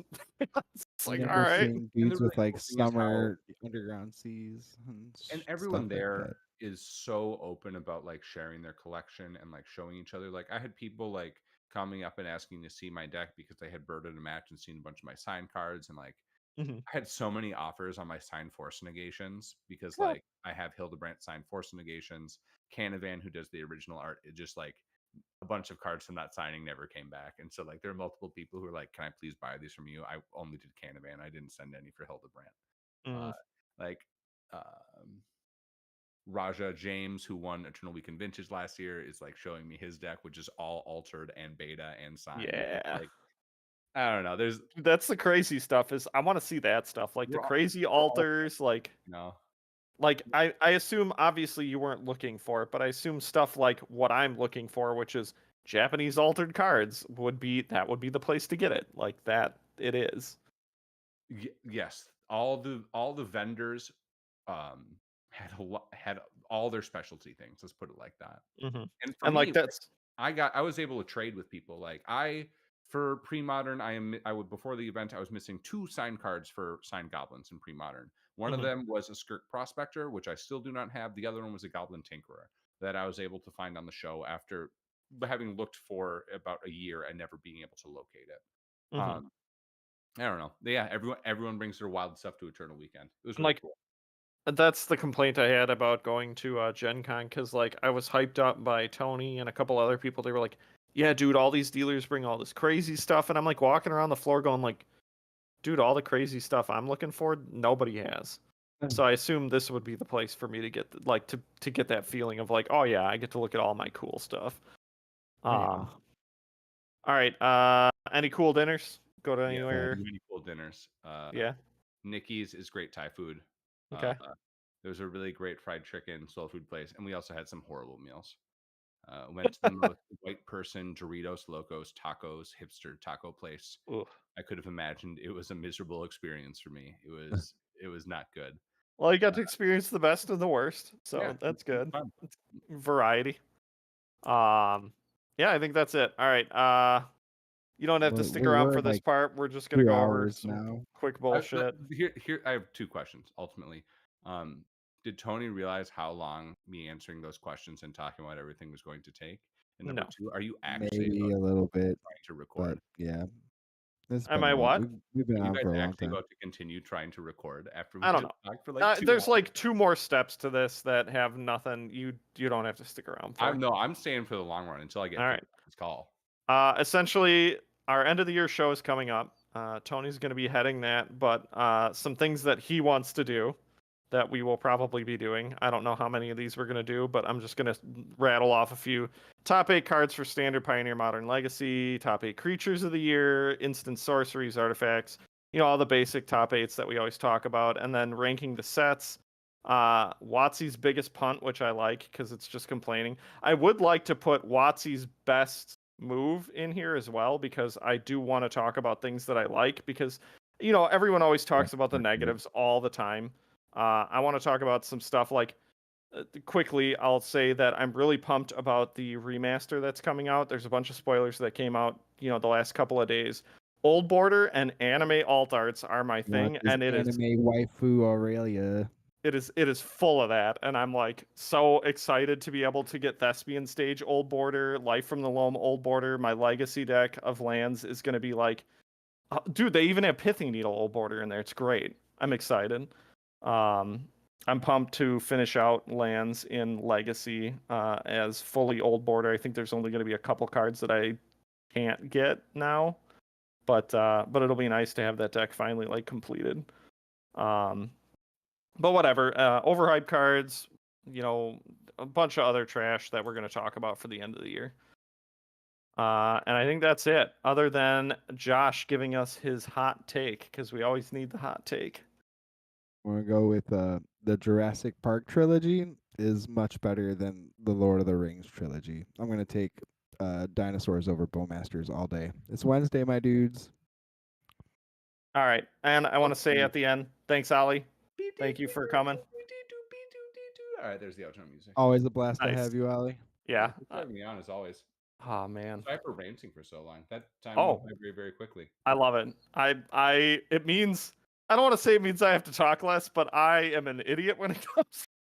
Listen, it's you great. know I'm always You willing well to today. come on and make content for you for free as filler. Yeah. Free Right. content. Tony loves free content. No, he doesn't. Listen, who has to edit this? Tony. Tony. Dude, you think he edits anymore? Come on. No, I listen to the podcast. I'm very aware. Exactly. I'm very He aware. does not edit. He gave up on that a long time Tony, ago. please edit that to be at the very front before all of this whole little conversation about editing. He's got it. You got to text him to say that we're done. Yeah, I'll shoot him a text. But Oh, yeah, is he cool. not actually here listening? No, That's no. so funny. No, he's doing a father thing. Yeah, he's being a like- dad he's or like- whatever. Recording the screen on his I phone. got extra aggressive at Tony because I thought he was listening to this. I mean, No. I hope he listens. We'll find out. Yeah. I mean, odds are, dude, so that's the dumb thing is that like, when we originally started, I was doing the editing for a little bit, and then I was like, dude, actually trying to edit out a bunch of like pauses and ahs and ums and stuff takes like hours. No, Right. you don't do that, but you just like cut sections of rambling. Yeah, and that's kind of You what do I every started little- doing. And then he took it over and he just stopped.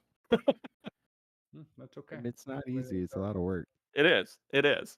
Let the I can record agree. show my name is not Ugly Face, though. Yeah. The record show. Ollie, Oliver, Tolaria Tolaria Midwest. Even. I'm okay with Tolaria Midwest. Yeah. Dude, are you going to become Bizarre Baghdad Midwest? No, Come on. no. I'm not about that. I'm probably gonna go play Vintage over the summer though with the Oklahoma guys though. Yeah, Yeah, sounds it like was a lot of dude. fun. I cannot Oklahoma, huh? describe how cool it was to interact with that whole community. Like, Well, yeah, it's a pool of people that you've never really dealt with because a lot of those guys are like hardcore in super in specialists, yeah, just in the super vintage. So it's like, we never play vintage. So it's like other than, goofing around up here or whatever with our buds, but oh yeah, so I'll book the hotel tonight. Sweet. I can Yeah, probably I'm in. guarantee you that Bagley will be in with us if you want to offer him. Okay. He was I the like guy that. who roomed with me. Maybe the best hotel roommate I've ever had in my entire life. Yeah, 100%. why is that? Well, I guess if you don't want to spill details while we're live, you don't have to, but Oh, that's fine. No, he's just great. Just super okay. chill, super awesome. Like Does he snore? the tiniest little bit. Yeah, whatever. I bring ear Meanwhile, dude, the That's other nothing. room turns out there's a lot of I'm stuff used to hanging out. bunking with Antonio, who sounds like a fucking train. Listen, if every time that you are staying in a hotel with other people that you don't know, you need to bring earplugs. And if you Uh-huh. don't, that's on you as a person. We So, went into it was Right. Dan Sawal, Adam Best, yep. Stu, and Ben Fraley all together. And Mhm. John and I walk into the room to like chat with him or whatever. And there's like a giant thing of earplugs. My favorite brand of earplugs. Have obviously I do my anime cons or whatever, and I'm usually the one who books the hotels for them. And the people I normally go with, two of them are like room rattlers. It is insane. So I always bring earplugs with me to any hotel stay. It's like earplugs are in the bag every time. So, but I'm gonna find out if Jeff is gonna go with us, and like we could possibly do a fifth on the floor with an air mat or something. But I Jeff's think gonna want to Yeah. go with Antonio, just like a heads up. Oh, okay, cool. yeah. Yeah. Oh, yeah, that's fine. Or by the way, were you saying 220 each a night?